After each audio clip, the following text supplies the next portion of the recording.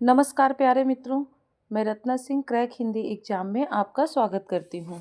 दोस्तों, हम LT grade की तैयारी हिंदी विषय से जो बच्चे एलटी ग्रेड की तैयारी कर रहे हैं उसका हम प्रैक्टिस सेट करा रहे हैं अरिहंत प्रकाशन के विजय चक्र बुक से।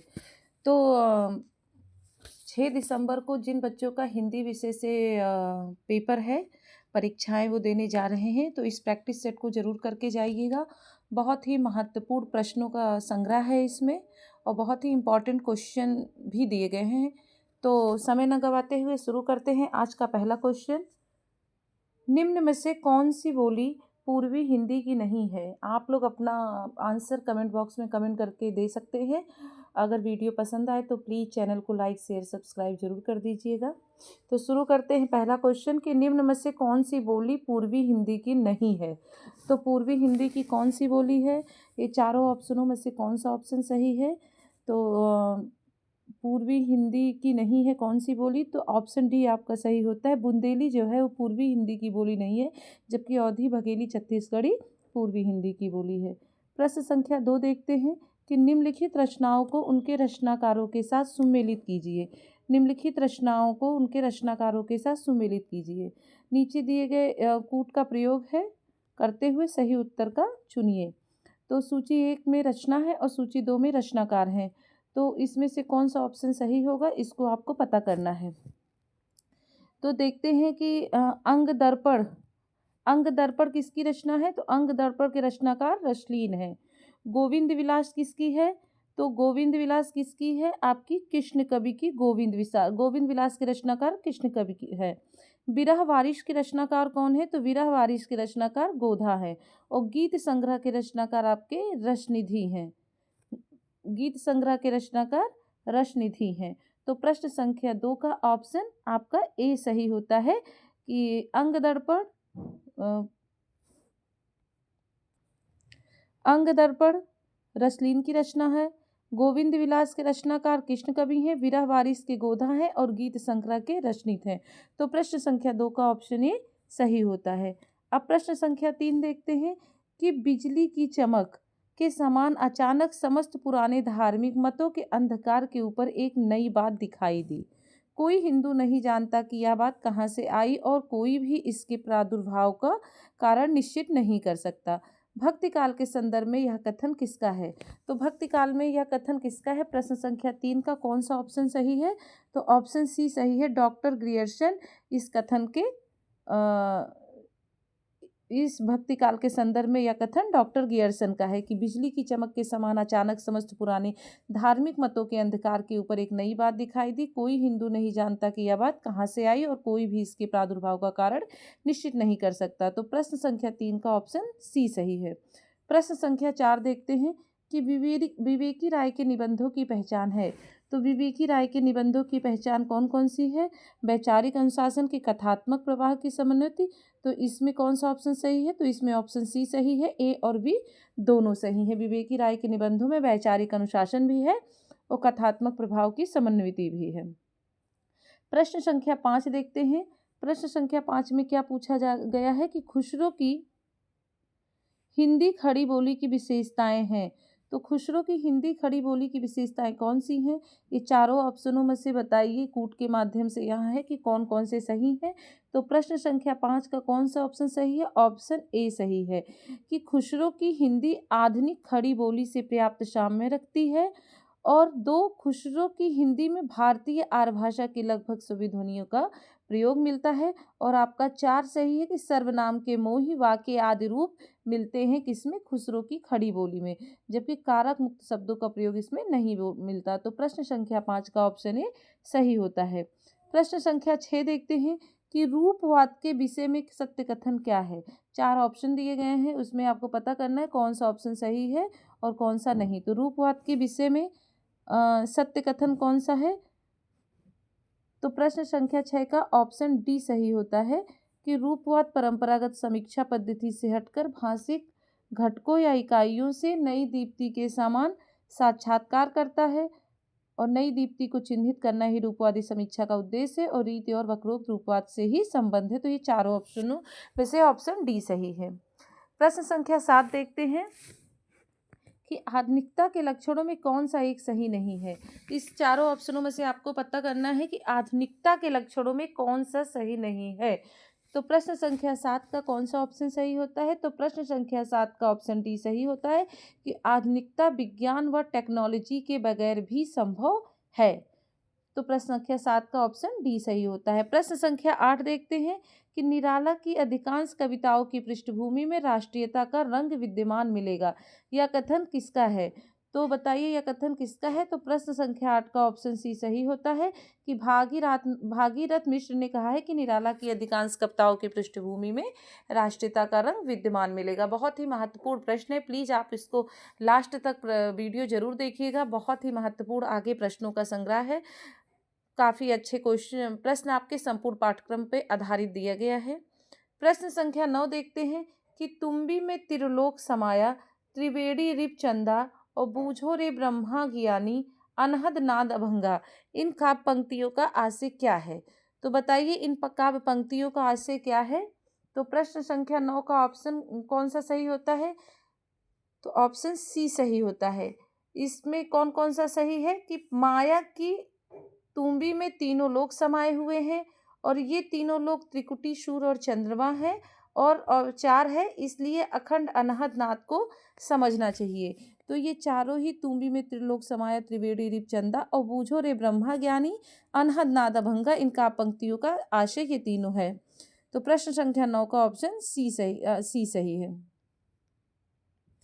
प्रश्न संख्या 10, निम्नलिखित पात्रों को उनके नाटकों के साथ सुमेलित कीजिए। नीचे दिए गए कूट का प्रयोग करते हुए सही उत्तर दीजिए।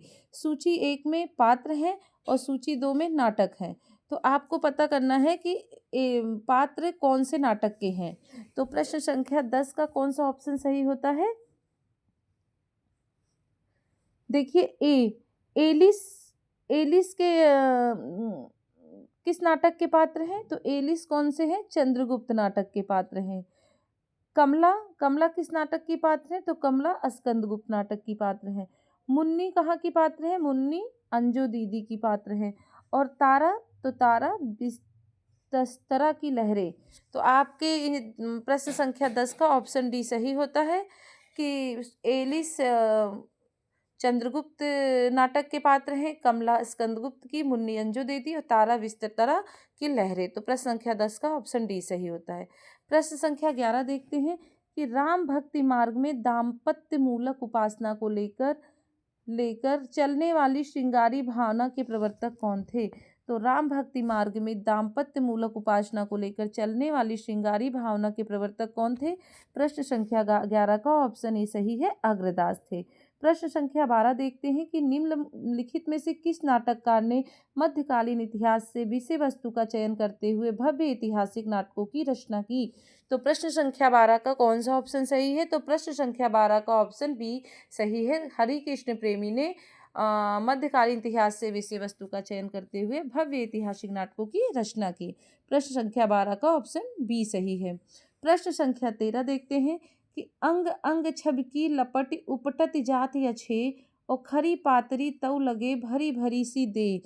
इस पंक्तियों में बिहारी का क्या अभिप्राय है? अब चार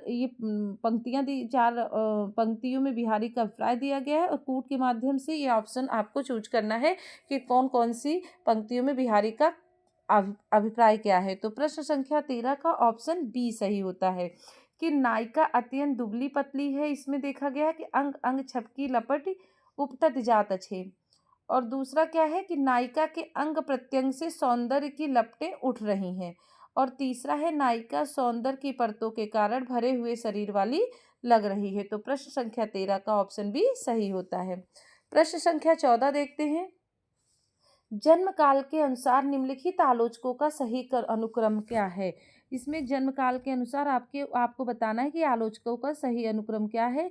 तो प्रश्न संख्या 14 का कौन सा ऑप्शन सही है? ऑप्शन डी सही होता है कि जैनेन्द्र कुमार पहले हैं, फिर अमृत राय हैं, फिर रांगे राघव हैं और फिर कौन है? नामवर सिंह हैं। तो प्रश्न संख्या 14 का ऑप्शन डी सही है, जैनेन्द्र, अमृत राय, रांगे राघव और नामवर सिंह। प्रश्न संख्या 15, उपन्यासों के संबंध में कौन सा कथन सत्य है? ये 4 उपन्यासों के कथन के बारे में कथन दिया गया है। कूट के माध्यम से बताना है कौन कौन से सही है। आंचलिक उपन्यास का उद्देश्य अंचल विशेष की कथा प्रस्तुत करना है कि आंचलिक उपन्यासों के लिखे जाने की परंपरा स्वतंत्रता के पश्चात शुरू हुई, कि मैला आंचल एक आंचलिक उपन्यास है, कि पढ़ती परिकथा रेणु जी का उपन्यास है। प्रश्न संख्या 15 का कौन सा ऑप्शन सही है? तो ऑप्शन डी, ये सभी उपन्यासों के संबंध में कथन सत्य है। प्रश्न संख्या 16 देखते हैं। निम्नलिखित में से नंददास की नायिका भेद संबंधी रचनाएं, तो निम्नलिखित में से नंददास की नायिका भेद संबंधी रचनाएं कौन सी हैं? ये चारों में से बताइए कौन सा ऑप्शन सही है कूट के माध्यम से। तो प्रश्न संख्या 16 का ऑप्शन बी सही होता है। विरह मंजरी और रस मंजरी किसकी है? नंददास की नायिकाओं के भेद संबंधी रचनाएं हैं, विरह मंजरी और रस मंजरी। आगे का प्रश्न देखते हैं। प्रश्न संख्या 18 की स्थापना दिया गया है। स्थापना में ए पूछा गया है कि प्रसाद जी ने नारी को अपने नाटकों में उच्च स्थान प्रदान किया और नारी को महिमा मंडित किया है। और तर्क में क्या बताया गया है कि प्रसाद जी ने धर्म स्वामिनी में नारी को शोषण से बचाकर सराहनीय कार्य किया है। तो कूट के माध्यम से बताइए कि कौन सा सही है। तो प्रश्न संख्या 18 का ऑप्शन ए सही है कि ए और आर दोनों ही सही हैं। प्रश्न संख्या 19, रीतकालीन कवि केशव के संदर्भ में कौन सा एक कथन असत्य है? चारों ऑप्शनों में से बताइए कि रीतकालीन कवि केशव के संदर्भ में कौन सा कथन असत्य है। तो प्रश्न संख्या 19 का आपका ऑप्शन डी सही है कि इनकी कविता सरल है। प्रश्न संख्या 20 देखते हैं। बहुत जल्दी जल्दी थोड़ा सा हम स्पीड में करा रहे हैं क्योंकि क्वेश्चन 120 पूरे हैं और जितनी जल्दी आपका प्रैक्टिस सेट हो जाए, रिवीजन करना है, उतना ही आपके लिए अच्छा होगा। निम्नलिखित रचनाओं को उनके रचनाकारों के साथ सुमेलित कीजिए। सूची 1 में रचना है, सूची 2 में रचनाकार हैं। तो आपको बताना है कि कौन सा इसमें ऑप्शन आपका सही है। तो प्रश्न संख्या 20 में देखते हैं। चंडी चरित जो है, चंडी चरित किसकी रचना है? चंडी चरित गुरु गोविंद सिंह की है। राम रसायन किसकी है? पद्माकर की है। सिद्धांत सार किसकी है? बोधा की है। और रामचंद्रिका किसकी है? केशव की है। तो प्रश्न संख्या 20 का, सॉरी ये गलत हो गया। चंडी चरित जो किसकी है वो गुरु गोविंद सिंह की है। राम रसायन किसकी है? पद्माकर की है। सिद्धांत सार है आपके जसवंत सिंह की और रामचंद्रिका आपकी किसकी है? केशव की। तो चंडी चरित गुरु गोविंद सिंह, राम रसायन पद्माकर, सिद्धांत सार जसवंत और रामचंद्रिका केशव का। तो आपका ऑप्शन बी सही होता है। आपका ऑप्शन बी सही होता है प्रश्न संख्या 20 का। प्रश्न संख्या 21 का देखते हैं।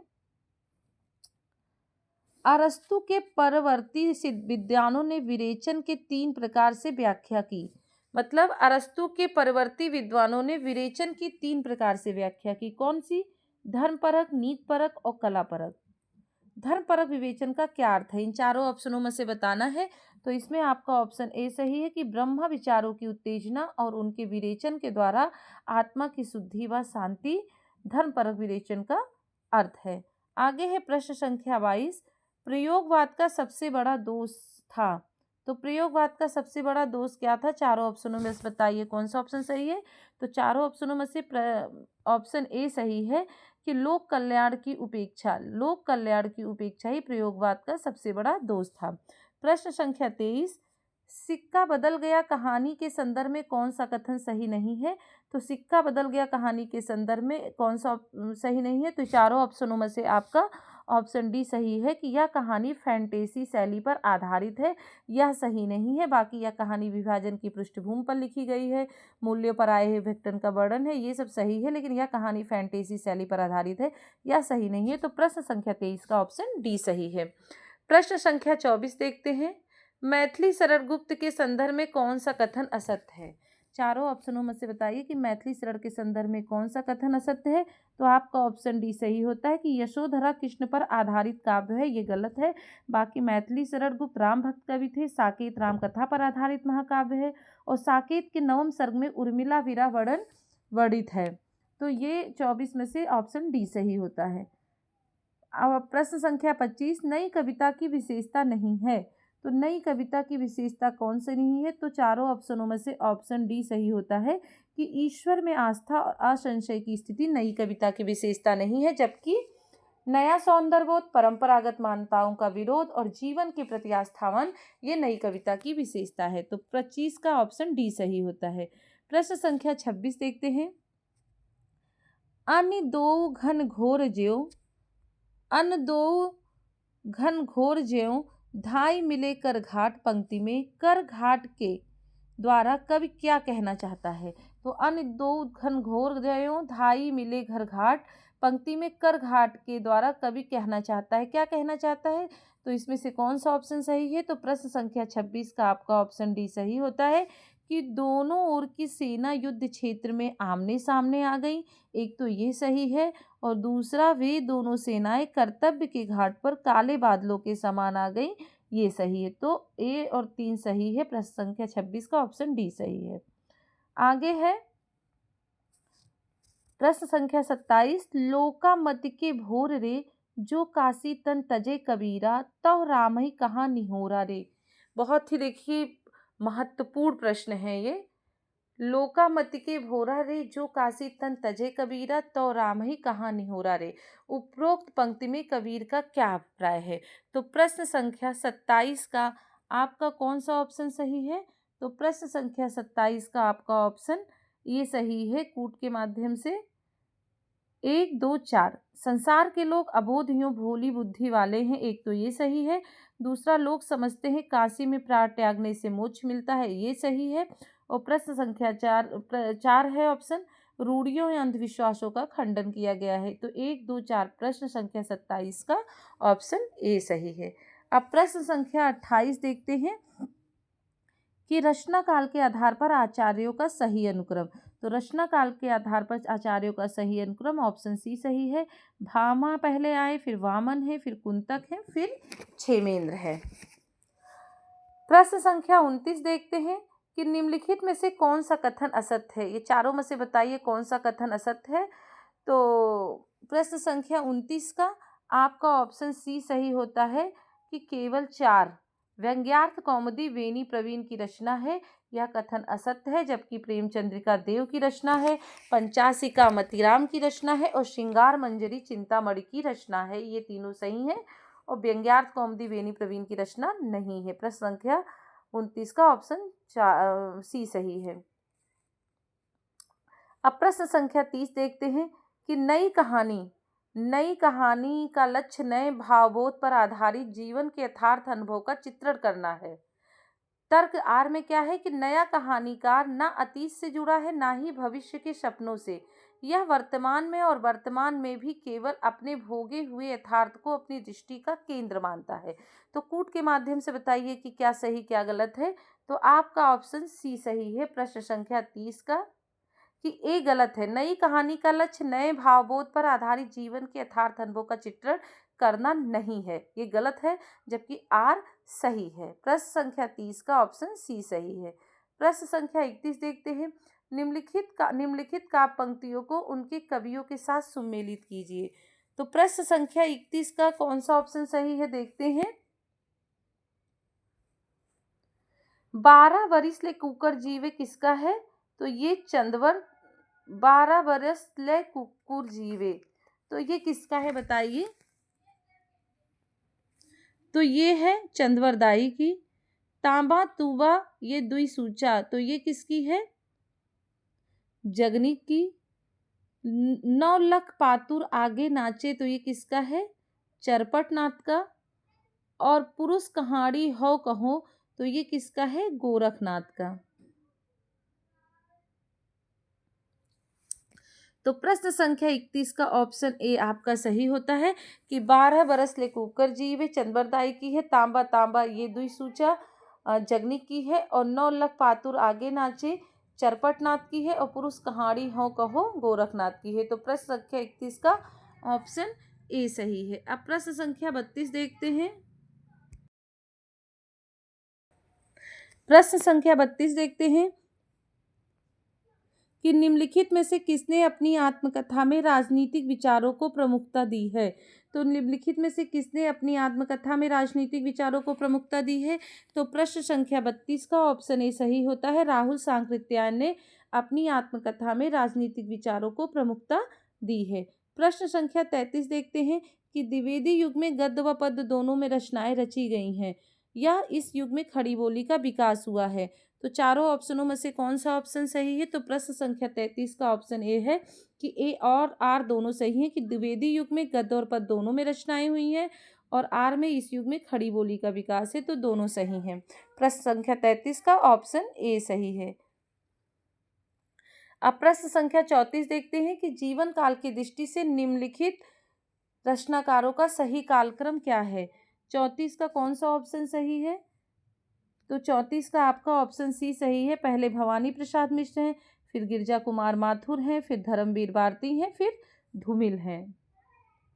प्रश्न संख्या 35 देखते हैं। निम्नलिखित पंक्तियों को उनके रचनाकारों के साथ सुमेलित कीजिए। ये पंक्तियां जरूर आती हैं। सुमेलित करना कूट के माध्यम से ये क्वेश्चन जरूर पूछा जाता है। 4 से 8 क्वेश्चन इसमें जरूर पूछे जाते हैं। तो पंक्तियां हैं और रचनाकार हैं। अब पंक्तियां देखते हैं। मानुष प्रेम भय बैकुंठी। मानुष प्रेम भय बैकुंठी किसका है। तो जायसी का है। किसका है। जायसी का है। और पहले पीर प्रीत गुरु से कीजिए किसका है। तो ये उस्मान का है। और जात भी औंछा करम भी औंछा किसका है। रैदास का है। और मैं राम का कुत्ता मोतिया मेरा मान, तो ये किसका है। ये कबीर का है। तो प्रश्न संख्या 35 का ऑप्शन डी सही होता है। प्रश्न संख्या 35 का ऑप्शन डी मानुष भय प्रेम भय बैकुंठी जायसी का है। पहले प्रीत गुरु से कीजिए उस्मान का है। जात भी औझा करम भी औझा रैदास का है। और मैं राम का कुत्ता मोतिया मेरा मन तो कबीर का है। तो प्रश्न संख्या 35 का ऑप्शन डी सही होता है। प्रश्न संख्या 36 देखते हैं कि निम्नलिखित में से कौन सा कथन सत्य है। तो ये चारों ऑप्शन देखने हैं और नीचे कूट दिया गया है। तो कौन सा कथन सत्य है आपको बताना है। तो प्रश्न संख्या 36 का कौन सा ऑप्शन सही है। तो प्रश्न संख्या 36 का ऑप्शन डी आपका सही होता है कि 92 संशोधन अधिनियम 2003 द्वारा वर्ष 2004 में 4 भाषाएं बोधो संथाली डोंगरी ब्रजभाषा जोड़ी गई। कब। 92 संविधान संशोधन अधिनियम 2003 द्वारा वर्ष 2004 में 4 भाषाएं बोडी संथाली डोंगरी ब्रजभाषा जोड़ी गई। और दूसरा है अनुच्छेद 210 के अनुसार प्रांतों में राज्य विधानमंडलों का कार्य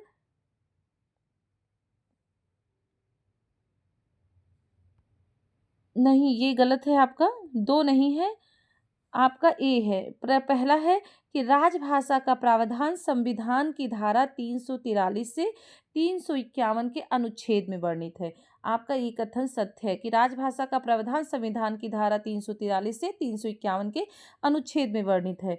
दूसरा कौन सा सही है कि अनुच्छेद 210 के अनुसार प्रांतों के राज्य विधानमंडलों का कार्य राज्य की राजभाषा में या हिंदी अंग्रेजी में होगी। और चौथा है आपका कि राजभाषा अधिनियम 1976 के अनुसार केंद्रीय कार्यालयों में प्रेषित हिंदी पत्रों का उत्तर भी हिंदी में ही दिया जाएगा। तो प्रश्न संख्या 36 का ऑप्शन डी आपका सही होता है। अब प्रश्न संख्या 37 देखते हैं। स्थापना दिया गया है, यहाँ तर्क दिया गया है। ए में है आचार्य रामचंद्र शुक्ल से पूर्व जिस तुलनात्मक समालोचना का सूत्रपात हिंदी में था उसमें ना तो कोई आदर्श था न सिद्धांत। आलोचक अपने व्यक्तिगत पूर्वाग्रह के कारण किसी भी कवि को श्रेष्ठ या हीन सिद्ध करने का प्रयास करते थे। पहले तो स्थापना है। तर्क में क्या दिया गया है कि लाला भगवान दीन ने, ये लाला है, लाला भगवान दीन ने बिहारी को श्रेष्ठ मानकर बिहारी और देव नामक कृति लिखी। तो कृष्ण बिहारी मिश्र ने देव को श्रेष्ठ मानते हुए दे और बिहारी नामक कृति लिखी। तो इसमें प्रश्न संख्या 37 का कौन सा ऑप्शन सही है। तो ऑप्शन ए सही है। स्थापना भी सही है और तर्क दोनों सही हैं। प्रश्न संख्या 38 देखते हैं। प्रकाशन वर्ष के अनुसार निम्नलिखित निबंध का सही अनुक्रम। तो प्रकाशन वर्ष के अनुसार निम्नलिखित निबंध का सही अनुक्रम क्या है। तो प्रश्न संख्या 38 का ऑप्शन डी सही होता है। किसानों का देश, गांव की दुनिया, त्रिधारा, फिर बैतलवा डार पर, ये निबंध का सही अनुक्रम है। प्रश्न संख्या 39 देखते हैं निम्नलिखित जीवनियों को उनके लेखकों के साथ सम्मिलित कीजिए। सूची 1 में जीवनी है, सूची 2 में लेखक है। आपको बताना है कौन सी जीवनी किस लेखक की है। तो प्रश्न संख्या 39 में देखते हैं, कलम का सिपाही किसकी है? तो कलम की सफाई जीवनी के लेखक अमृत राय हैं। निराला की साहित्य साधना किसकी है? तो रामविलास शर्मा की है। पंत की जीवनी आपकी शांति जोशी की है और मनीषी की लोक यात्रा आपके भगवती प्रसाद मिश्र की है। तो प्रश्न संख्या 39 का आपका ऑप्शन डी सही होता है। प्रश्न संख्या 41 देखते हैं,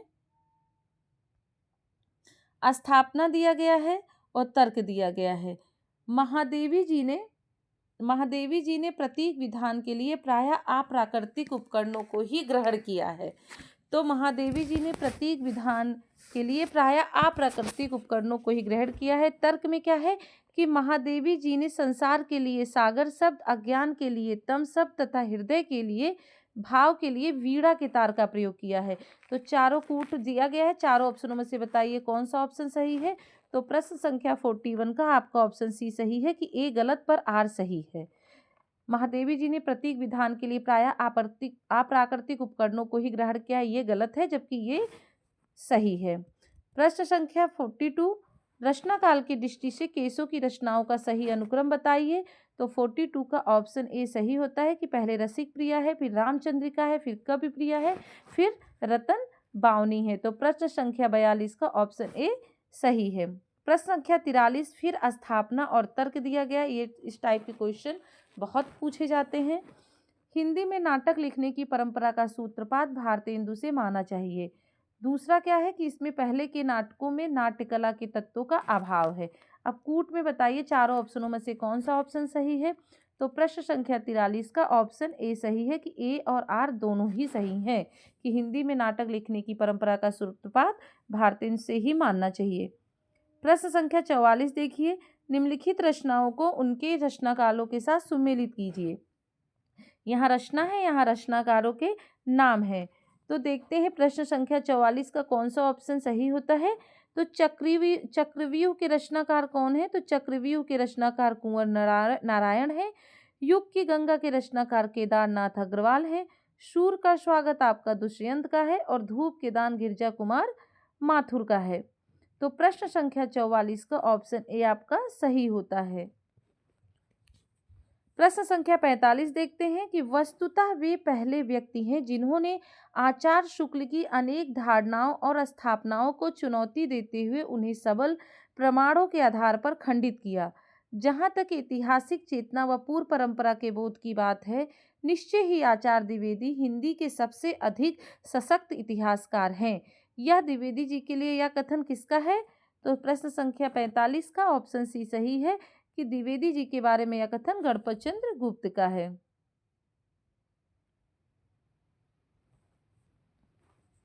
प्रश्न संख्या 46 देखते हैं कि निम्नलिखित काव्य पंक्तियों को उनके रचनाकारों के साथ सुमेलित कीजिए। नीचे दिए गए कूट का प्रयोग करते हुए सही उत्तर को चुनिए। देखिए काव्य पंक्तियां हैं और रचनाकार हैं। तो 46 का क्या सही होता है? देखिए, चुभते ही तेरा अरुण बाण किसकी रचना है? तो ये रचना है महादेवी वर्मा की। किसकी है? महादेवी वर्मा की रचना है। और दया माया ममता लो आज ये किसकी है? ये आपकी प्रसाद जी की है। किसकी है? प्रसाद जी की। और मैं बोला धन्य श्रेष्ठ मानो ये किसकी है? ये निराला की है। और ध्रुत झरो जगत के जीर्ण पत्र ये किसकी है? ये पंत की है। किसकी है? पंत की। तो प्रश्न संख्या 46 का आपका कौन सा ऑप्शन सही होता है? तो प्रश्न संख्या 46 का ऑप्शन सी सही होता है। फिर है 47, स्थापना है और तर्क है।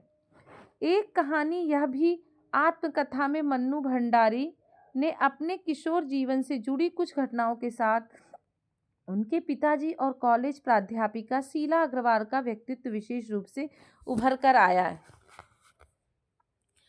दूसरा है लेखिका के पिता तथा प्राध्यापिका शीला अग्रवाल ने उनके लेखकीय व्यक्तित्व के निर्माण में महत्वपूर्ण भूमिका निभाई। नीचे कूट है, 4 ऑप्शन दिए गए हैं, तो आपको ऑप्शन में से बताना है कौन सा सही है। तो आपका ऑप्शन ए सही है कि ए और आर दोनों ही सही है।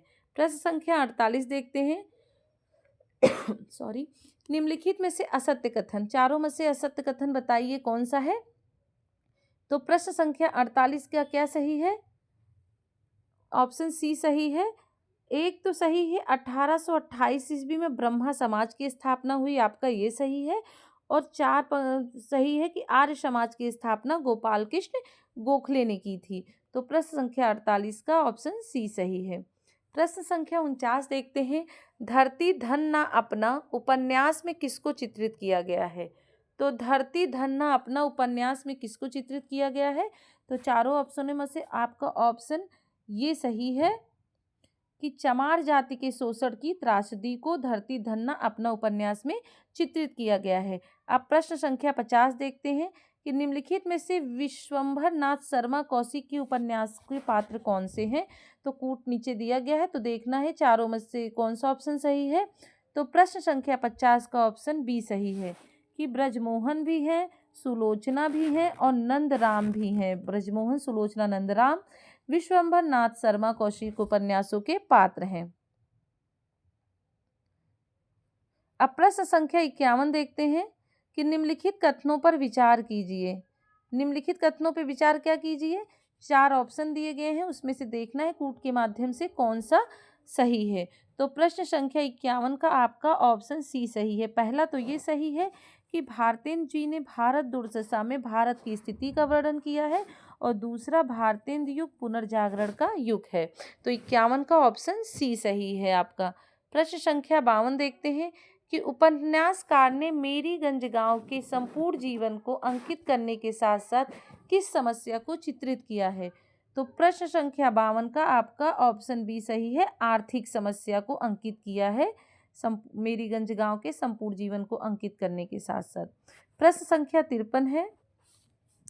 स्थापना में क्या पूछा गया? ए कि निराला ने अपनी कविता कुकुरमुत्ता के माध्यम से सर्वहारा वर्ग के आत्मसम्मान को अभिव्यक्ति दी है। दूसरा तर्क है क्योंकि सर्वहारा वर्ग उपेक्षित रहा है। तो प्रश्न संख्या 53 का कौन सा ऑप्शन सही है? Option A. ऑप्शन नहीं सही है कि ए और आर दोनों ही सही है। प्रश्न संख्या 54 देखते हैं। स्थापना है। समालोचक का कर्तव्य है कि वह इस बात का विचार करे कि किसी पुस्तक या प्रबंध में क्या लिखा गया है, किस ढंग से लिखा गया है, लेखक ने कोई नई बात लिखी है या नहीं, या विचारणीय विषय। देखिए, इसी टाइप के क्वेश्चन ही आपके पेपर में पूछे जाएंगे, इसी टाइप के क्वेश्चन ही आपके पेपर में पूछे जाएंगे। अब तर्क में क्या है कि आचार्य हजारी महावीर प्रसाद द्विवेदी ने एक ओर तो भाषा संस्कार के द्वारा लोगों को शुद्ध हिंदी लेखन की ओर अग्रसर किया, तो दूसरी ओर कवियों और लेखकों को उनके कर्तव्य का बोध कराया। तो प्रश्न संख्या 54 का कौन सा ऑप्शन सही है? ऑप्शन ए और आर दोनों ही सही है। प्रश्न संख्या 55 देखते हैं। निम्नलिखित पंक्तियों का आशय, यहाँ पंक्ति दी गई है और नीचे 4 ऑप्शन दिए गए हैं, फिर कूट दिया गया है कि इस पंक्तियों का क्या आशय है। यह संग में लागिए डोले सदा बिन देखे न धीरज आनती है, छिनहु जो वियोग परे हरिचंद तो चाल प्रलय की सुठानती है, बस्ती में न थिरे न झपे उझपे पल में न समाइबो जानती है, पिए पियारे तिहारे निहारे बिना अखिया दुखिया नहीं मानती है। तो इनमें 4 ऑप्शन दिए गए हैं और यहाँ कूट, तो बताइए इसका क्या ऑप्शन में से कौन सा सही है? तो 55 का ऑप्शन बी सही है कि गोपियों की आंखें सदा प्रिय के संग संग लगी रहती हैं, और दूसरा सही है कि उनकी आंखें क्षण भर भी वियोग नहीं सह पाती तथा आंसू बरसाना प्रारंभ कर देती हैं, और चौथा है कि उनकी आंखें समझाने पर शीघ्र समझ जाती हैं। तो प्रश्न संख्या 55 का ऑप्शन बी सही है। आगे है प्रश्न संख्या 56। कबहू न विसासी सुजान के आंगन और मो अशुआनी हूँ लय बरसो, इस काम पंक्तियों में कौन सी भाव व्यंजना व्यक्त हुई है? तो प्रश्न संख्या 56 का कौन सा ऑप्शन सही है?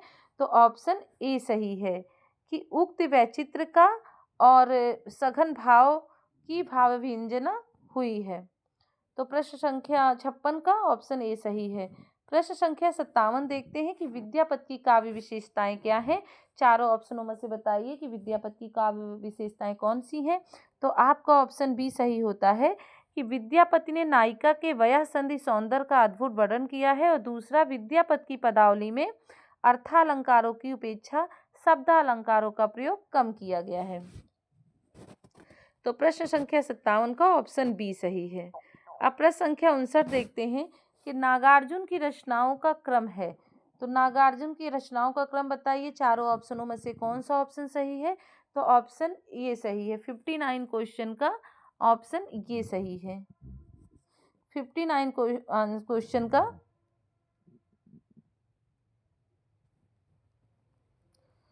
59 क्वेश्चन का ऑप्शन ये सही है। युगधारा, सतरंगे पंखों वाली, प्यासी पथराई आंखें, तुमने कहा था। प्रश्न संख्या 60 का स्थापना ए। प्रसाद के अनुसार भगवान की छाया में प्रकृति को देखना रहस्यवाद अथवा छायावाद है। तर्क आर में है कि कामायनी का नायक मनु कैलाश पर्वत की चोटी पर बैठे हुए प्रलय को देख रहा है। तो चारों ऑप्शनों में से कौन सा ऑप्शन सही है? तो ऑप्शन सी सही है, ए गलत है पर आर सही है। प्रश्न संख्या 61 देखते हैं। यहाँ भी स्थापना और तर्क है कि वस्तुतः प्रतीकवादियों द्वारा बुद्धि का तिरस्कार ही उन्हें रहस्योन्मुख बनाता है। इसी टाइप के क्वेश्चन आपके आएंगे जिस तरह ये करा रही हूँ मैं। और तर्क में क्योंकि रहस्यवाद का संबंध परलौकिक चिंतन से होने के कारण उसमें विवेक का स्थान गौड़ हो जाता है। तो कूट के माध्यम से बताना है कौन सा ऑप्शन सही है। तो प्रश्न संख्या 61 का ऑप्शन ए सही है। ए और आर दोनों सही हैं। प्रश्न संख्या 62 देखते हैं। रचनाकारों को उनकी रचनाओं के साथ सम्मिलित कीजिए। सूची 1 में रचनाकार है, सूची 2 में सूची 1 में रचनाकार है, सूची 2 में रचनाएं हैं और आपको इनमें से सही का ऑप्शन आपको देना है। तो सूरदास की रचना सूर सागर है, परमानंद दास की रचना परमानंद सागर है, नंददास की रचना मान मंजरी है और चतुर्भुज दास की कीर्तनावली है। क्लियर हुआ? तो प्रश्न संख्या 62 का ऑप्शन ए सही है। प्रश्न संख्या 62 का ऑप्शन ये सही है। प्रश्न संख्या 63 देखते हैं। आधुनिक युग को अन्य किन नामों से जाना जाता है? तो आधुनिक युग को बताइए चार कूट के माध्यम से कि चारों में से कौन सा ऑप्शन सही है। तो प्रश्न संख्या 63 का ऑप्शन सी सही है कि एक तो गद्य काल और दूसरा समाज सुधार काल के नाम से जाना जाता है। प्रश्न संख्या 64 है कि प्रकाशन वर्ष के अनुसार निम्नलिखित कहानियों का सही अनुक्रम क्या है? तो चारों ऑप्शनों में से बताइए कौन सा ऑप्शन सही है। तो ऑप्शन ए सही है कि अलग अलग परिचय, तस्बीह और तमाशा ये कहानियों का सही अनुक्रम है। प्रश्न संख्या 65 देखते हैं कि निम्नलिखित रचनाओं का सही अनुक्रम। तो 65 का कौन सा ऑप्शन सही है? तो 65 का ऑप्शन बी सही होता है। सबसे पहले सूर सरावली है, फिर जुगलमान चरित है, फिर हितजू को मंगल है, फिर भक्त नामावली है। प्रश्न संख्या 66 देखते हैं कि इस काल को कला काल नाम देना समीचीन ज्ञात होता है। रीत काव्य और श्रृंगार काव्य के साथ इस काल में इतनी अधिक प्रवृत्तियां, विचारधाराएं और ललित शिल्प की साधनाएं दृष्टिगत होती हैं। उनमें कला का प्रांजल रूप अनायास ही दृष्टिगत होता है। यह कथन किसका है? तो प्रश्न संख्या 66 का आपका ऑप्शन ए सही होता है कि यह कथन डॉक्टर रामकुमार वर्मा का है। प्रश्न संख्या 67, गोरखनाथ ने नाथ संप्रदाय को जिस आंदोलन का रूप दिया वह भारतीय मनोवृत्ति के सर्वथा अनुकूल सिद्ध हुआ। यह कथन किसका है? तो प्रश्न संख्या 67 का ऑप्शन डी सही होता है, डॉक्टर रामकुमार वर्मा का है। प्रश्न संख्या 68 देखते हैं कि प्रकाशन वर्ष की दृष्टि से निम्नलिखित रचनाओं का सही अनुक्रम। तो प्रश्न संख्या 68 का आपका ऑप्शन बी सही होता है। प्रेम मल्लिका, देवयानी, शू कवि सतसई और हो होरी ये रचनाओं का सही अनुक्रम है। प्रश्न संख्या 69 देखते हैं। निम्नलिखित निबंधों को उनके निबंधकारों के साथ सम्मिलित कीजिए। तो सूची 1 में निबंध है, सूची 2 में निबंधकार है और कूट के माध्यम से इसका उत्तर देना है। तो 69 क्वेश्चन का कौन सा ऑप्शन सही होता है? पूर्वोदय देखते हैं किसकी है? जैनेन्द्र कुमार की निबंधकार है। रश्मिमांसा आचार्य रामचंद्र शुक्ल की है। श्रृंखला की कड़ियां महादेवी वर्मा की हैं और संस्कृति के 4 अध्याय रामधारी सिंह दिनकर। तो 69 क्वेश्चन का ऑप्शन सी सही होता है। प्रश्न संख्या 70 देखते हैं कि तुलसी और सूर की भक्ति में क्या अंतर है? तुलसी और सूर की भक्ति में क्या अंतर है? तो प्रश्न संख्या 70 का ऑप्शन सी सही है कि तुलसी के काव्य में भाव वैविध्य सबसे बड़ी विशेषता है, जबकि सूर के भाव में वात्सल भाव श्रेष्ठतम है। प्रश्न संख्या 71 देखते हैं, स्थापना और तर्क। विद्यापति की पदावली में केवल एक ही विषय नायिका का रूप सौंदर्य का वर्णन मिलता है, जबकि तर्क में क्या पूछा गया है कि विद्यापति की पदावली अलग अलग समयों में लिखी गई है। तो प्रश्न संख्या 71 का ऑप्शन बी सही है कि ए सही है पर आर गलत है। विद्यापति की पदावली में एक ही विषय नायिका रूप का सौंदर्य मिलता है, लेकिन विद्यापति की पदावली अलग अलग समयों में नहीं लिखी गई है। प्रश्न संख्या 72 देखते हैं, आप बहुदरी आत्मकथा में रमणिका गुप्ता ने जैसा अपना जीवन जिया वैसा ही लिखा है, और रमणिका गुप्ता ने आपहुदरी आत्मकथा के माध्यम से अपने साहस की कथा कही। तो प्रश्न संख्या 72 का कौन सा ऑप्शन सही है कि ए और आर दोनों सही है, ऑप्शन ए। प्रश्न संख्या 73 देखते हैं कि प्रकाशन वर्ष के अनुसार निम्नलिखित निबंधों का सही अनुक्रम। तो 73 का कौन सा ऑप्शन सही है, तो ऑप्शन ए सही है। पूर्वोदय, श्रृंखला की कड़ियां, प्रगति और परंपरा और आस्था के चरण, यही सही अनुक्रम है प्रकाशन वर्ष के अनुसार। प्रश्न संख्या 74 देखते हैं, निम्नलिखित संप्रदायों को उनके प्रवर्तकों के साथ सम्मिलित कीजिए। सूची 1 में संप्रदाय है, सूची 2 में प्रवर्तक हैं। तो 74 में देखते हैं, अलंकार किसकी है, तो अलंकार भामा की है।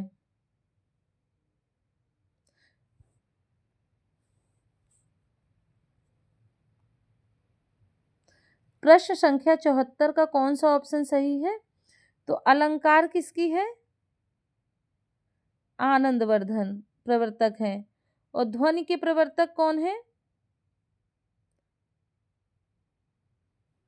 ये थोड़ा सा मिसप्रिंट हो गया है, देखिए यहाँ मिसप्रिंट थोड़ा सा हुआ है।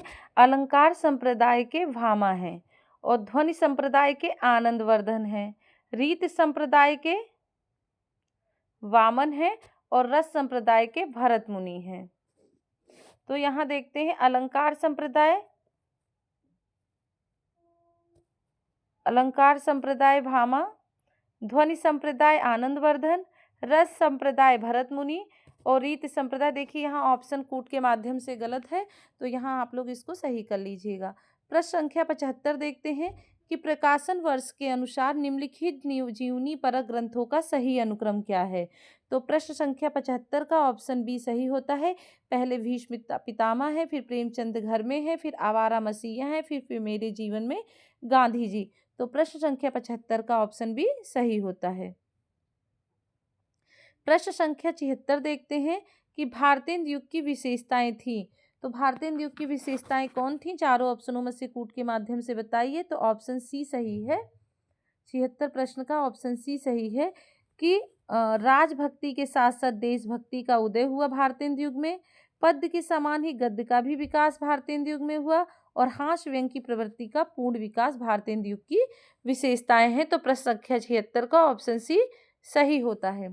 प्रश्न संख्या 77 देखते हैं कि निम्नलिखित में से जयशंकर प्रसाद के नाटकों के पात्र कौन से हैं। तो ये 4 पात्र दिए गए हैं और कूट के माध्यम से बताना है कौन कौन जयशंकर प्रसाद के नाटकों के पात्र हैं। तो प्रश्न संख्या 77 का ऑप्शन सी सही होता है कि सकटदार हैं, सकटार भी हैं, मिहिर देव भी हैं और महंत जो हैं वो जयशंकर प्रसाद के नाटकों के पात्र हैं। तो 77 प्रश्न का ऑप्शन सी सही होता है। प्रश्न संख्या 78 देखते हैं कि प्रवासी हिंदी साहित्य के संबंध में कौन सा विचार सत्य है। तो 4 दिए गए हैं और कूट के माध्यम से बताना है कि कौन सा ऑप्शन सही है। तो प्रश्न संख्या 78 का आपका ऑप्शन ए सही होता है कि यह हिंदी साहित्य से जुड़ती एक नवीन विधा एवं चेतना है, प्रवासी हिंदी साहित्य, और यह प्रवासियों के मनोविज्ञान से जुड़ी हुई है और यह एक नई अंतर्दृष्टि भी है और यह प्रवास की संस्कृति संस्कारियों उस भूभाग से जुड़े लोगों की स्थिति से अवगत करती है। तो 78 का ये चारों ऑप्शन सही होता है। तो कूट के माध्यम से ऑप्शन ए सही होता है। प्रश्न संख्या 79 देखते हैं, 79 क्वेश्चन कि निम्नलिखित कथनों पर विचार कीजिए और उपरोक्त कथनों में से असत्य कथन कौन से हैं। तो चारों में से बताना है कि उपरोक्त में से असत्य कथन कौन कौन से हैं। तो प्रश्न संख्या 79 का ऑप्शन सी सही है कि इस उपन्यास की भाषा संस्कृत निष्ठ तथा क्लिष्ट है। और दूसरा, अगेन इस उपन्यास में पात्रों के चरित्रांकन में कल्पना का सहारा लिया, ये दोनों गलत हैं। जबकि शेखर एक जीवनी उपन्यास में स्वाधीनता पूर्वक पूर्व की परिस्थितियों का परिचय मिलता है। और दूसरा, अगे ने अहम भाव, भय तथा काम भावना के चित्रण उपन्यास में किया है। ये 2 सही हैं और ये 3 और 4 गलत है, तो ऑप्शन सी आपका सही होता है। 79 क्वेश्चन का आपका ऑप्शन सी। प्रश्न संख्या 80 देखते हैं। निम्नलिखित आलोचना ग्रंथों को उनके आलोचकों के साथ सुमेलित कीजिए। यहाँ आलोचना ग्रंथ है और यहाँ आलोचक हैं, तो सूची 1 का मिलान सूची 2 से आपको करना है। तो प्रश्न संख्या 80 का कौन सा ऑप्शन सही है? ऑप्शन डी सही होता है। भारतेंदु युग देखिए, रामविलास वर्मा है। 2 आप किसका है? शमशेर बहादुर सिंह का। नए साहित्य का सौंदर्य शास्त्र आपका गजानन माधव मुक्तिबोध की है। और साहित्य की परख आपका शिवदान सिंह चौहान का है। तो प्रश्न संख्या 80 का आपका ऑप्शन डी सही होता है। प्रश्न संख्या 81 देखते हैं। स्थापना और तर्क। रिपोर्ताज में तथ्यों को कलात्मक एवं प्रभावी ढंग से व्यक्त किया जाता है और इसका वर्ण विषय आंखों देखा या कानों सुना होता है। कूट के माध्यम से बताना है चारों में से कौन सा ऑप्शन सही है, तो आपका ऑप्शन ए सही है। ए और आर दोनों सही है। प्रश्न संख्या 82 देखते हैं। सिद्धों की वामार्गी योग साधना में स्त्री भोग का पूर्व निषेध है। और तर्क में क्या दिया गया है कि नाथ पंथ में स्त्री पुरुष के संभोग से प्राप्त महासुख ही साध्य है। तो 82 में से कौन सा ऑप्शन सही होता है? 82 प्रश्न का ऑप्शन डी सही होता है कि ए और आर दोनों ही गलत व्यक्त किए गए हैं। प्रश्न संख्या 83 देखते हैं कि निम्नलिखित आलोचना ग्रंथों को उनके आलोचकों के साथ सुमेलित कीजिए। यहाँ आलोचना ग्रंथ है और यहाँ आलोचक है। तो 83 का देखिए मिलान कीजिए 83 प्रश्न का। देखिए ये क्वेश्चन पूरा नहीं छपा है, इसमें कूट का नीचे नहीं छपा है, तो शायद ये क्वेश्चन गलत सही से नहीं है। इसको लास्ट में हम देखते हैं। आगे बढ़ते हैं। प्रश्न संख्या 84। निम्नलिखित में से जैनेन्द्र कुमार द्वारा रचित निबंध संग्रह कौन सा है? तो निम्नलिखित में से जैनेन्द्र कुमार द्वारा रचित निबंध संग्रह कौन सा है? तो 84 का ऑप्शन बी सही होता है कि पूर्वोदय, सोच विचार और प्रस्तुत प्रश्न, ये तीनों कौन से हैं? जैनेन्द्र कुमार द्वारा रचित निबंध संग्रह है। पूर्वोदय, सोच विचार और प्रस्तुत प्रश्न। 84 का ऑप्शन बी सही है। प्रश्न संख्या 85 देखते हैं। घोसी का घटवार कहानी में चित्रित है। तो चारों ऑप्शन दिए गए हैं और कूट के माध्यम से बताना है कौन सा सही है। तो घोसी का घटवार में कौन सा ऑप्शन सही है? ऑप्शन बी सही है कि लक्ष्मा की व्यवस्था तथा आर्थिक कठिनाइयां व्यक्त की गई हैं, एकाकी जीवन का चित्रण है और ग्रामीण अंचलों में फैले अंधविश्वास घोसी का घटवार कहानी में चित्रित है। तो प्रश्न संख्या 85 का बी ऑप्शन सही है। प्रश्न संख्या 87 देखते हैं कि जन्म काल के अनुसार कवियों का सही अनुक्रम। तो 87 प्रश्न का ऑप्शन ए सही है कि पहले स्वयंभू, फिर चंद्रवरदाई, फिर विद्यापति, फिर कबीर जी हैं। प्रश्न संख्या 88 देखते हैं।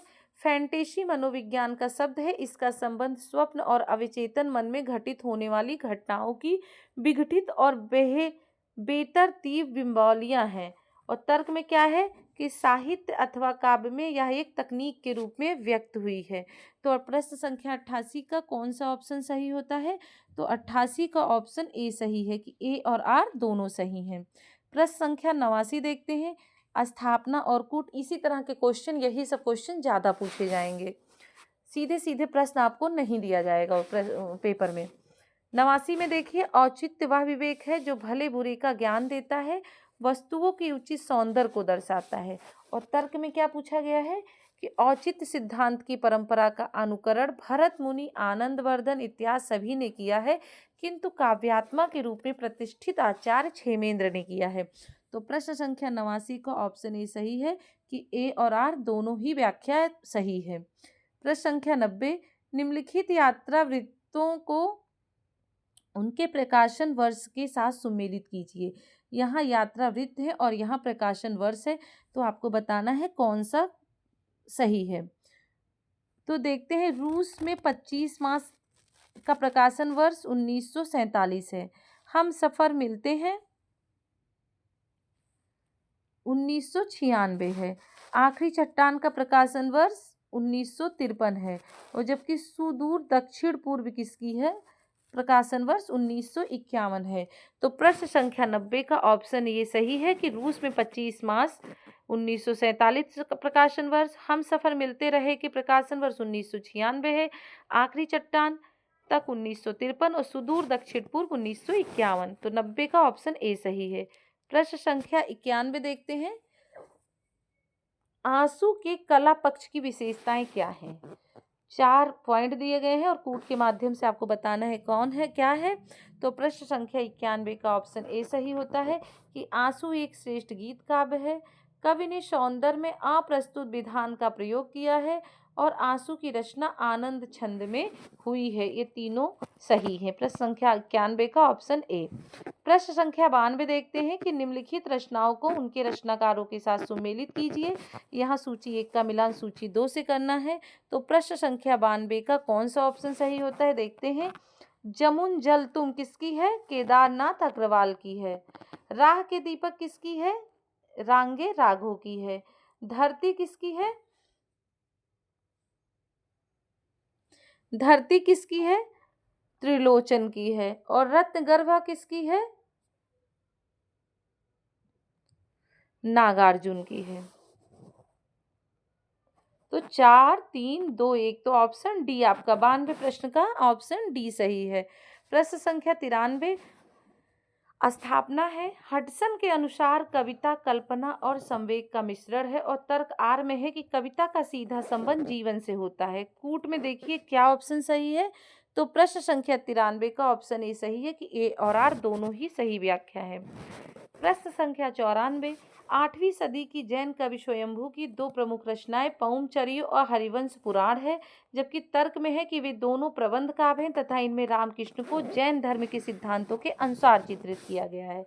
तो चारों ऑप्शनों में से कौन सा ऑप्शन सही है? तो ऑप्शन ए सही है। ए और आर दोनों सही है। हरिवंश पुराण पौमचर्य दोनों स्वयंभू की है और रामकृष्ण को जैन धर्म के सिद्धांतों के अनुरूप चित्रित किया गया है। प्रश्न संख्या 95 द्विवेदी युगीन रचनाओं का प्रकाशन वर्ष के अनुसार सही अनुक्रम। तो प्रश्न संख्या 95 का ऑप्शन सी सही है कि साकेत पहले है, फिर यशोधरा है, फिर द्वापर है, फिर जय भारत द्विवेदी युग रचनाओं का प्रकाशन वर्ष है। सुमेलित कीजिए सूची 1 का मिलान सूची 2 से। रचना है, रचनाकार है। तो देखते हैं श्रृंगार सागर किसकी है? तो श्रृंगार सागर आपकी मोहनलाल मिश्र की है। ललित ललाम किसकी है? मतीराम की है। प्रबोध पचासा प्रभात पद्माकर की है और रस रत्नावली मंडन की रचना है। तो प्रश्न संख्या 96 का ऑप्शन ए सही होता है। प्रश्न संख्या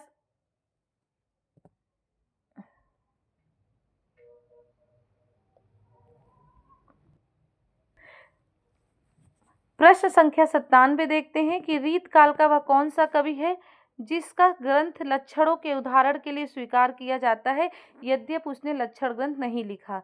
तो प्रश्न संख्या 97 का ऑप्शन डी सही है कि बिहारी ऐसे कवि हैं जिनका ग्रंथ लक्षणों के उदाहरणों के लिए स्वीकार किया जाता है लेकिन उन्होंने लक्षण नहीं लिखे। प्रश्न संख्या 98 देखते हैं निम्नलिखित में से कौन सा कथन सही नहीं है। तो 98 में कौन सा ऑप्शन सही है? तो ऑप्शन सी सही है। छायावाद में व्यंग रूप में लिखी गई कविताएं अस्पष्ट थीं, ये सही नहीं है। जबकि छायावाद का जन्म द्विवेदी युगीन काव्य की प्रतिक्रिया स्वरूप हुआ। प्रारंभ में छायावाद का प्रयोग व्यंग रूप कविताओं के लिए किया गया और छायावाद में वेदना की रहस्यानुभूति की लाक्षणिकों प्रतीकात्मक शैली में अभिव्यंजना की जाती है। ये तीनों सही हैं और ये सही नहीं है। तो ऑप्शन सी सही है 98 प्रश्न का। प्रश्न संख्या 99 देखते हैं कि बिहारी को संस्कृत प्राकृत अवधि आदि भाषाओं का ज्ञान था। मुख्यतः उन्होंने अपनी रचना सतसई में किस भाषा को अपनाया? तो प्रश्न संख्या 99 का ऑप्शन सी सही है कि अपनी रचना सतसई में ब्रज भाषा को अपनाया। प्रश्न संख्या 100 देखते हैं निम्नलिखित में से कौन सा कथन सही नहीं है। तो चारों ऑप्शनों में बस से बताना है कौन सा कथन सही नहीं है। तो ऑप्शन बी है कि छायावादी शब्द का अर्थ रहस्यवाद और पद्धति विशेष के व्यापक अर्थ में है, ये सही नहीं है। बाकी ये तीनों ऑप्शन सही है। आप प्रश्न संख्या 101 बिहारी ने अपने दोहों में सूक्ष्म वर्ण विषय द्वारा गागर में सागर भर दिया। बिहारी ने इस प्रकार के दोहे में किस शैली का प्रयोग किया? तो बिहारी ने इस प्रकार के दोहे में किस शैली का प्रयोग किया? तो प्रश्न संख्या 101 का ऑप्शन बी सही है, समासोक्ति शैली का प्रयोग किया। 102 प्रश्न लाल चंद्रिका नामक बिहारी सतसई की टीका के रचनाकार कौन है? तो 102 प्रश्न का ऑप्शन डी सही है कि लल्लू लाल जी लाल चंद्रिका नामक बिहारी सतसई की टीका के रचनाकार हैं। प्रश्न संख्या 103 देखते हैं कि निम्नलिखित में से कौन सा कथन सही नहीं है। तो ये चारों ऑप्शनों में से आपका ऑप्शन डी सही है कि इसमें शोषण का विरोध किया गया है। छायावाद प्रेम प्रकृति और सौंदर्य का काव्य है, ये सही है। इसमें शैली शिल्प की नवीनता है छायावाद में, रहस्यवाद की मुख्य विशेषता है छायावाद में, लेकिन शोषण का विरोध किया गया है, ये गलत है। तो प्रश्न संख्या 103 का ऑप्शन डी सही है। प्रश्न संख्या 4 देखते हैं कि छायावाद की समय सीमा 1936 मानी गई है क्योंकि 104 प्रश्न का ऑप्शन बी कि वर्ष 1936 में प्रगतिशील लेखक संघ की स्थापना हुई, इसलिए छायावाद की समय सीमा 1936 मानी गई है। तो 104 का ऑप्शन बी सही होता है। 105 देखते हैं कि रीतकाल के संबंध में कौन सा कथन सही नहीं है। तो 105 का ऑप्शन डी सही है कि कला में सामाजिक चेतना की प्रखर अभिव्यक्ति मिलती है, ये रीतकाल के संबंध में सही नहीं है। जबकि काव्य का मूल आधार श्रृंगारता है, कला वासना पूर्ति का माध्यम था और काव्य दरबारी संस्कृति से प्रभावित रहा, ये सही है। ऑप्शन डी गलत है। 106 क्वेश्चन का देखते हैं कि निम्नलिखित में से कौन सा कथन सही नहीं है। तो 106 का ऑप्शन सी सही है कि छायावाद का आरंभ प्रसाद की झरना कविता से माना गया है, यह कथन सही है, बाकी सब गलत है। 107 प्रश्न देखते हैं कि हिंदी साहित्य इतिहास का वह प्रमुख ग्रंथ जो अभी तक अधूरा है। तो 107 का ऑप्शन ए सही है कि हिंदी साहित्य का आलोचनात्मक इतिहास डॉक्टर राम कुमार वर्मा जो अभी तक अधूरा है। प्रश्न संख्या 108 हिंदी साहित्य के इतिहास ग्रंथों और उनके लेखकों के संबंध में कौन सा एक सुमेलित नहीं है। तो चारों ऑप्शनों में से कौन सा ऑप्शन सही है। ऑप्शन डी हिंदी साहित्य वेदना का विकास हजारी प्रसाद द्विवेदी की नहीं है, जबकि रीत काव्य की भूमिका डॉक्टर नगेंद्र की है, हिंदी काव्य संग्रह पंडित महेश दत्त शुक्ल की है और हिंदी भाषा एवं साहित्य बाबू श्याम सुंदर दास की है। 109 प्रश्न देखते हैं कि हिंदी साहित्य ग्रंथों का काल क्रमानुसार सही क्रम क्या है। तो 109 प्रश्न का आपका ऑप्शन डी सही होता है। सबसे पहले मिश्र बंधु विनोद, फिर हिंदी साहित्य का इतिहास, फिर हिंदी साहित्य की भूमिका, फिर हिंदी साहित्य का आलोचनात्मक इतिहास। 109 प्रश्न का ऑप्शन डी। प्रश्न संख्या 110 रेवा तट पर किस प्रकार के जीव बहुतायत में पाए जाते हैं। तो 110 प्रश्न का ऑप्शन बी है कि एरावत हाथी के समान बड़े दांतों वाले हाथी रेवा तट पर पाए जाते हैं। प्रश्न संख्या 111 देखते हैं कि किसी कवि का यश उसकी रचनाओं के परिमाण के हिसाब से नहीं होता, गुण के हिसाब से होता है। मुक्तक कविता में जो गुण होना चाहिए वह बिहारी के दोहों में अपने चरम उत्कर्ष पर पहुंचा, इसमें कोई संदेह नहीं। यह कथन किसका है। तो प्रश्न संख्या 111 का ऑप्शन डी आपका सही होता है। प्रश्न संख्या 111 का ऑप्शन डी सही होता है, रामचंद्र शुक्ल का है। 112 देखते हैं कि रावरे रूप की रीत अनूप नयो नयो लागत ज्यों ज्यों निहारिये त्यों ये आखिन बानी अनोखी आद्यानी कहूँ नहीं आन तिहारिये एक ही जीव हुतो सोतो वारियो सुजान संकोच और सोच सराहिये रोकी रहे न दहे घन आनंद बाबरी रीछ के हाथनु हारिये। अंतिम पंक्ति में घनानंद क्या कहना चाहता है। तो कूट के माध्यम से बताइए कि अंतिम पंक्ति में घनानंद क्या कहना चाहता है। तो 112 प्रश्न का ऑप्शन बी सही होता है कि मैं इस पागल बना देने वाली प्रीत के हाथों में पड़कर बुरी तरह हार गया हूँ और यह रोकने पर रुकती नहीं, भीतर ही भीतर मुझे जलाती है। तो 112 प्रश्न का ऑप्शन बी सही है। 113 क्वेश्चन सुमेलित कीजिए। आदिकाल है और यहाँ प्रवर्त करता है। तो वीर गाथा काल नाम किसने दिया बताइए। तो वीर गाथा काल नाम दिया आचार्य रामचंद्र शुक्ल ने, आदिकाल नाम दिया हजारी प्रसाद द्विवेदी ने, आरंभिक काल मिश्र बंधु ने, सिद्ध सामंत काल राहुल सांकृत्यायन। तो 113 प्रश्न का ऑप्शन ये सही है। 114 प्रश्न देखते हैं, यहाँ सुमेलित कीजिए कीर्ति है और रचनाकार है। तो 114 में देखिए हिंदी वीर काव्य किसकी है, डॉक्टर टीकम सिंह तोमर की। कविता कौमुदी किसकी है, पंडित राम नरेश त्रिपाठी की। हिंदी साहित्य की भूमिका किसकी है, आचार्य हजारी प्रसाद द्विवेदी की। और शिव सिंह सरोज शिव सिंह सेंगर। तो 114 का ऑप्शन ए सही होता है। प्रश्न संख्या 115 देखते हैं, रासो काव्य और उनके रचनाकार के संबंध में निम्नलिखित में से कौन सा एक सही नहीं है सुमेलित। तो 115 का ऑप्शन डी है कि खुमान रासो दलपत विजय की नहीं है, जबकि हम्मीर रासो नरपत नाला की है, परमाल रासो कल्हड़ की और पृथ्वीराज रासो जगनी की नहीं है, जबकि खुमान रासो दलपत विजय की है। इसमें सही सुमेलित निम्नलिखित में से कौन सा एक सही सुमेलित है? तो खुमान रासो दलपत विजय का है, बाकी सब गलत है। 116 शहाबुद्दीन गोरी और पृथ्वीराज चौहान के बीच 4 दिन तक युद्ध चला, अंत में क्या परिणाम हुआ? तो 116 प्रश्न का ऑप्शन बी सही है कि पृथ्वीराज चौहान के योद्धा गुज्जर ने गोरी को पकड़ लिया। प्रश्न संख्या 117 निम्नलिखित में से असत्य कथन का चयन कीजिए। तो 117 का ऑप्शन डी सही होता है कि आचार्य शुक्ल रीत काल को कला काल कहते हैं। ये असत्य कथन है।